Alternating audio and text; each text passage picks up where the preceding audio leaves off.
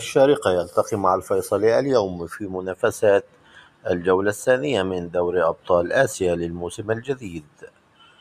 يخوض فريق الشارقة مباراة مهمة أمام الفيصلي في المباراة التي تجمع بين الفريقين اليوم في إطار منافسات الجولة الثانية من دور المجموعات في دوري أبطال آسيا في الموسم الجديد. ويسعى فريق الشارقة إلى تحقيق الفوز بقيادة المدير الفني الروماني كوزمين، والذي يسعى إلى الحصول على نتيجة إيجابية في مباراة اليوم من أجل إسعاد جماهير وعشاق فريق الشارقة. ومن المتوقع أن تشهد مباراة الشارقة والفيصلي منافسة كبيرة وقوية على أرضية الملعب.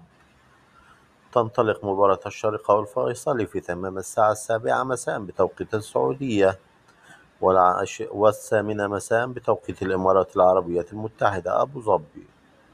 لا تنسوا دعمنا باللايك والشير والاشتراك في القناة.